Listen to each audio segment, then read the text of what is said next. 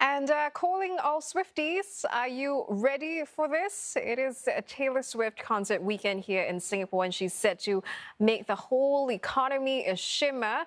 The expected boost is no fairy tale, though. The Eras tour in the US was at one point blamed by some economists for an uptick in inflation. Now, recent research estimates that the tour generated a $5 billion economic boost to the US, bigger than the whole economy of Timor-Leste.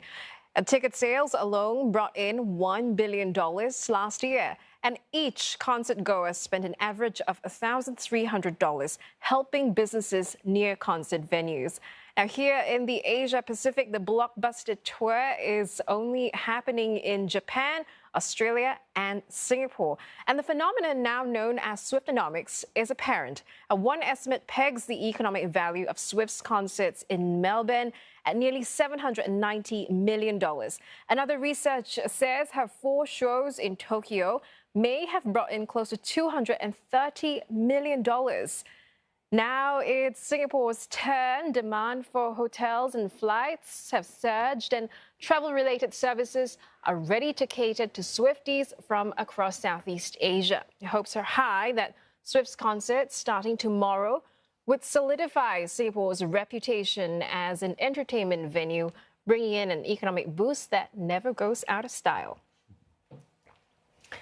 And David Mann, Chief Economist at Asia Pacific at Mastercard, joins us for more to talk all things Taylor Swift today. A bit different from our regular business chats. But I think I want to ask you first is this estimate of how much, Swift's tours could bring in for Singapore. I mean, we've seen those stellar figures for Australia and Japan as well. So there are some pretty high hopes for Singapore. Well, that's absolutely right. In the study that we did looking at the impact on the tours as she went around the US, we believe that there's a fair expectation that you should be seeing around 60 to 70% uplift in the bars and restaurant spending figures around the times of the concerts, at least in the areas that are convenient enough for then getting to the venue. And in the case of Singapore, there's plenty of places very convenient for that.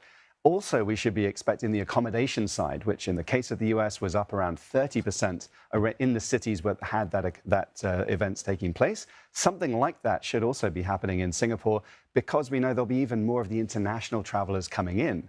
And then in addition to that, the extra spending, it's really, even though we know the cost of living has gone up, actually a lot of consumers have found ways to shake it off with experiences. And that's what we've been seeing exactly all around the US. And we think the same thing is going on here. It was going on in Australia. Same thing for Singapore too. Yes, travel, the hotel accommodation, those are like pretty big, boosts. But there are some other boosts to the economy, little shops that we've seen in Singapore that, sell materials to make one of these like iconic friendship bracelets. These have also getting a boost in the last couple of months, in fact. So where else do you expect to see spending in, and what other sort of benefits could Swift's tour generate for Singapore? Well, there is that feel-good factor. There is that I really want to make sure I've got everything with me for the concert, even including, say, these sort of bracelets, as you mentioned. If people... Oh, would you like this one?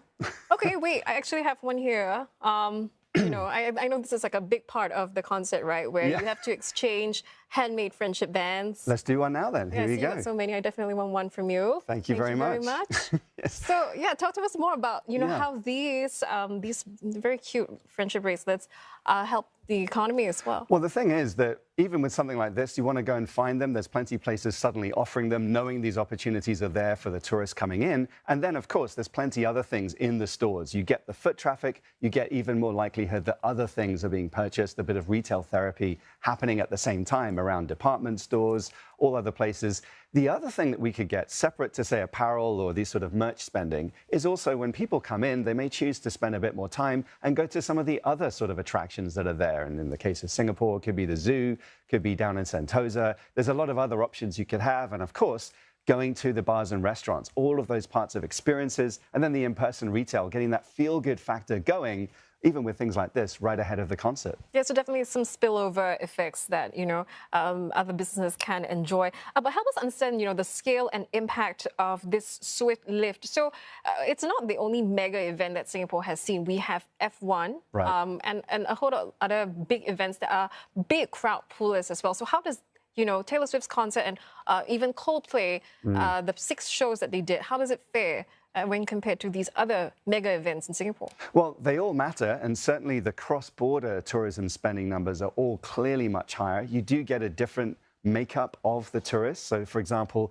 more usually during the year, you could see, say, Indonesian cross-border spending or, say, Malaysia cross-border spending being relatively stronger. But during these events, you could get tourists coming in from other markets. For example, the F1 would have been more from, say, the UK or from Australia and even from Hong Kong, as we believe is going on this year as well.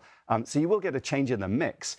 The difference, I think, also, though, is that for these concerts, they're not quite as disruptive. Say with the F1, you do also get some disruption effects that pushes some spending maybe to later, or maybe even, say, folks in Singapore travel at that time outbound because they know that there could be a bit more of the disruptions. In the case of these concerts, it's more of people coming in. You're not getting as much of the disruption. It's a very smooth traveling experience anyway, transport all around the city. Yeah. And actually, in that way, you could argue it's just as good, if not better. Yeah, and then the question is, how much also of a lift do you think the Taylor Swift effect can give the Singapore GDP, and also whether it's enough to create sort of an upside risk to inflation? Well, a lot of this really comes down to how long-lasting this sort of feel-good factor can be. Certainly during the event, no question, you get that marginal extra positive on GDP, marginal extra lift on, say, accommodations cost and food costs and things like that. But is it for a lasting impact? That's really the other key factor here. Do you get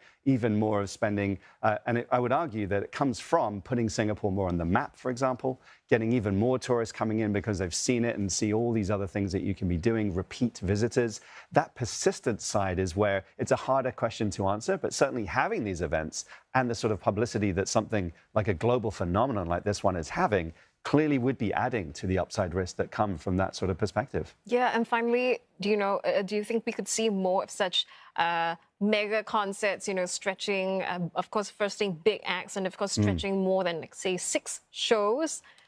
It's possible. I think there was already a relative surprise. Take, for example, with Coldplay, new shows got added. And I think you could see some more of this, but there is an element of just how many are there of these sorts of acts that would attract that sort of volume of folks, including coming in from outside. I would not want to move on from this without mentioning, though, that even with all of these challenges that many consumers face, there has been an accumulation of excess savings ever since the COVID pandemic. The preference towards experiences is very strong, and therefore there may be some pleasant surprises of just how many more you could actually add without saturating the market. All right, David, appreciate your time coming in to talk about Taylor Swift. Thank you. Thank you for this bracelet. Pleasure. David Mann there, a Chief Economist at Asia Pacific at MasterCard.